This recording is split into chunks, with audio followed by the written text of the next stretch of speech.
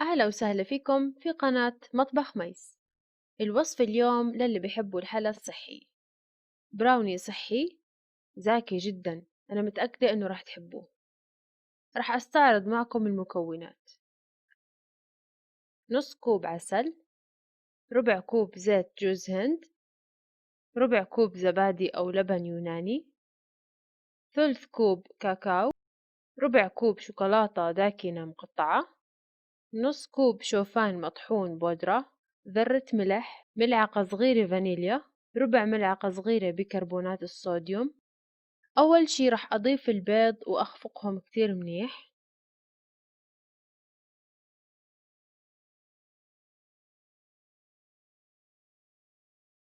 بعدين أضفت الفانيليا،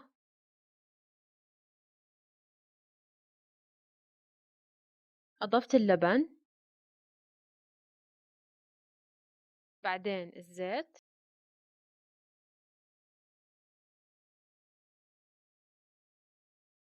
والعسل،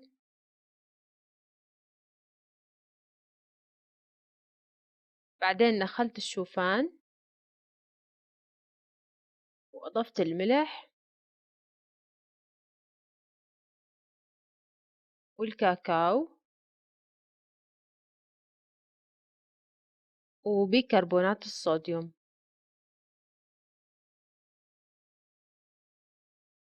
بعد ما خلطتهم كتير كويس جهزت القالب وحطيت ورق زبدة. حميت الفرن على 170 درجة مئوية لمدة 5 دقايق. حطيتها بالفرن من تحت، بدهم تقريبا من ثلث لنص ساعة حسب الفرن اللي عندكم. وهيك طلع البراوني جاهز. جربوه واحكولي رأيكم بالتعليقات، وما تنسوا تدعمونا وتضغطوا على زر الاشتراك والجرس. يعطيكم العافية.